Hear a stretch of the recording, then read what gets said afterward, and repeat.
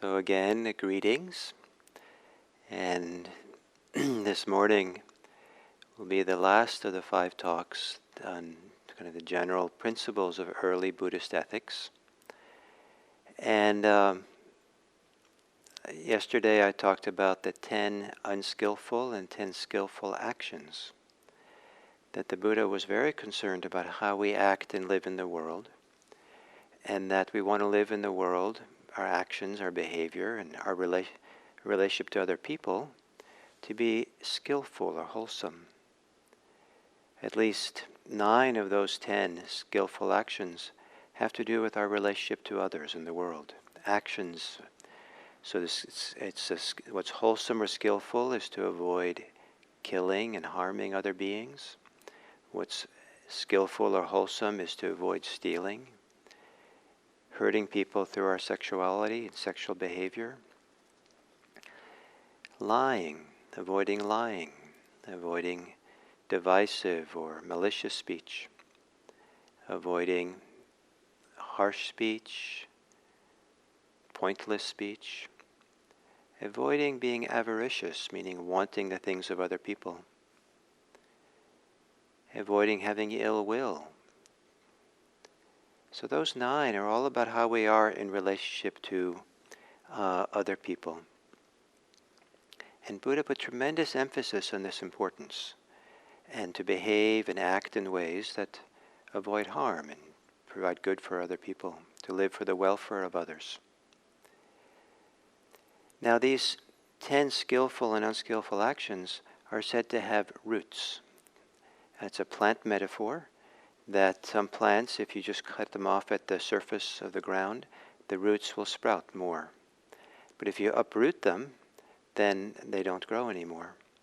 So the unskillful actions in the world, Buddha said, always have one of 3 roots. And those are the roots that we want to uproot. And those roots are greed, hatred, and delusion.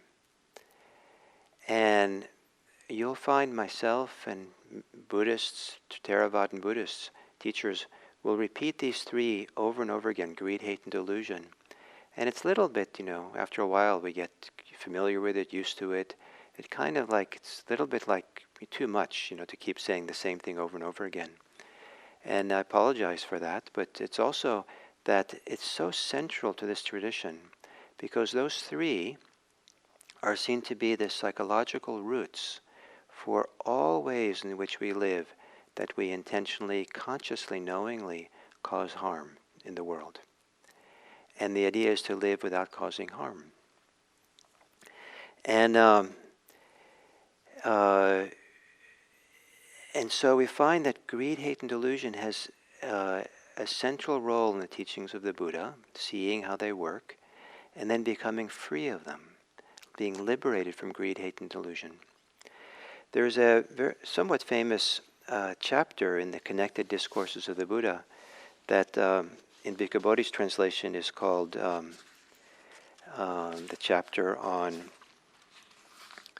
I think it's called the chapter on the unconditioned. And in it gives a whole series of synonyms.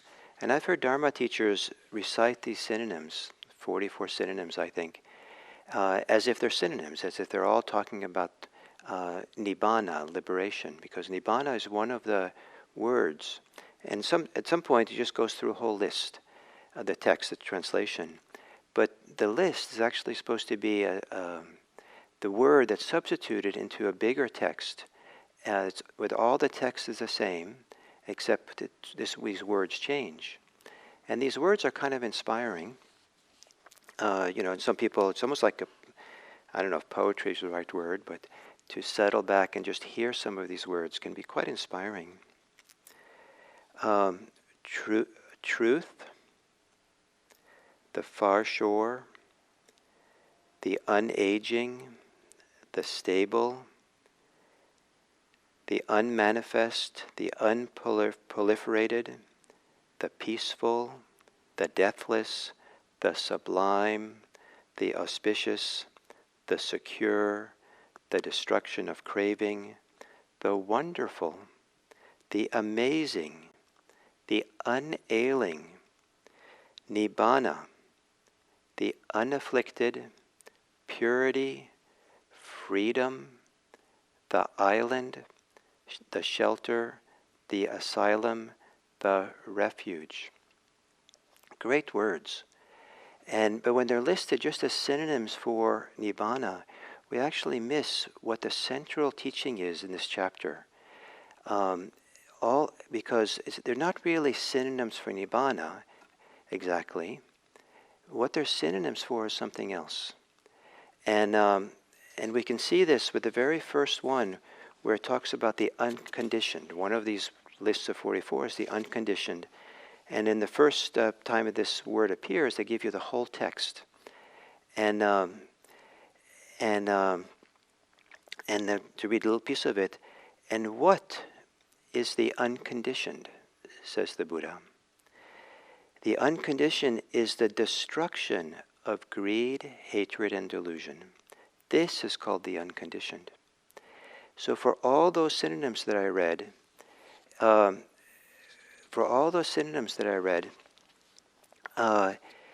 they're all being linked or being explained as synonyms for the destruction of greed, hate, and delusion, more so than of each other. It's the emphasis over and over again, it's the destruction, the end of greed, hate, and delusion, which the Buddha is pointing to. In fact, the most common definition for enlightenment is the destruction, the ending of greed, hatred, and delusion. Now, because greed, hate, and delusion are the roots for unskillful, what we could call unethical behavior in the world, unskillful, unwholesome, akusala, the destruction of greed, hate, and delusion has an ethical component. It's an ethical realization because the source, the motivation, the impulse to be unethical is eliminated. And in this way, the enlightenment is indistinguishable from becoming completely ethical. That in the sense of any kind of intentional, conscious causing of harm to anybody else. And so this is one of the themes for this week, is how much what we would call in English ethics, and what in Buddhism we might call liberation, really should be seen as one and the same. They're inseparable. And this and how deep this is in the Buddha teaching is, I'll read this passage. There's a very famous part of the liturgy in Theravada Buddhism, and where they chant every day, so the monastics especially, and they chant this line about the Dharma. The Dharma is visible here and now, immediate, inviting to be seen, onward leading, and to be personally realized by the wise. This is I'll read a little bit bigger passage of what this means specifically. The Buddha said, when you know there is greed, hatred, or delusion within you, and when you know there is no greed, hatred, and delusion within you, then you know the Dharma that is visible here and now, immediate, inviting to be seen for oneself, onward leading, and to be personally realized by the wise. The whole heart of the Dharma, what it really is, when you really want to know it for yourself, is not a metaphysical truth, it's not a cosmic truth, the transcendent truth, it's not something, some great state of consciousness that's, reified, wonderful states of consciousness, something. He's defining it here, that to really know the Dharma, when you really know your own greed, hatred, and delusion, you see it. Hopefully you see it with a beautiful mind, beautiful awareness. And then you know when it's absent. And know that possible to have a mind, a heart that doesn't have greed, hate, and delusion.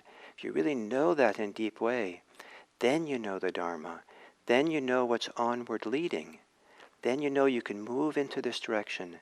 You can mature and grow and develop this wonderful capacity. So in this way, the Buddha is giving priority to personal empirical experience over any kind of teachings that are relied on through faith or through texts or through teachers. The idea is to become your own teacher.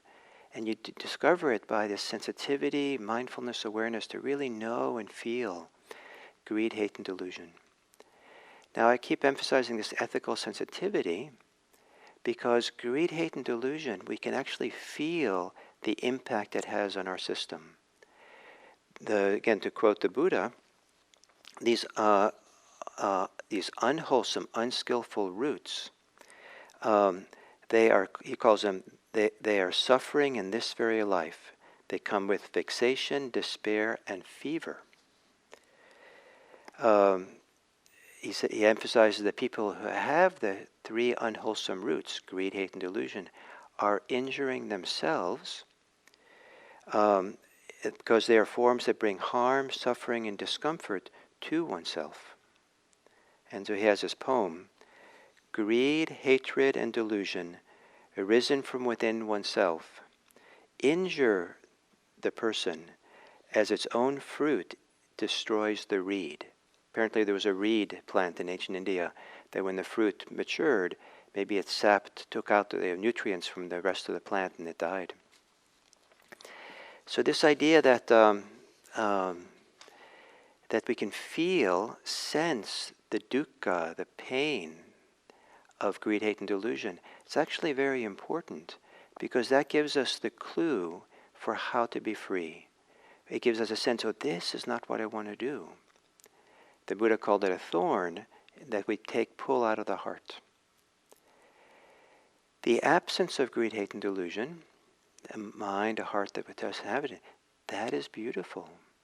The word kalyana, and sometimes in English the word beauty, is associated with being virtuous or being ethical. And even though ethics is not a word the Buddha used, he did talk about kalyana in terms of virtue, in terms of living an ethical life, living by the precepts. And so this motivation to living an ethical life in Buddhism all arises from the inside out. It can arise from the inside out as we feel and sense and experience what's really happening within and seeing the roots of unskillful, unhealthy, unethical behavior, how the roots of it, how it arises out of a way that we're injuring ourselves, and how the absence of it arises from what is actually nourishing and supportive for us, that what it arises out of what's beautiful. Now this is why mindfulness is such an important quality.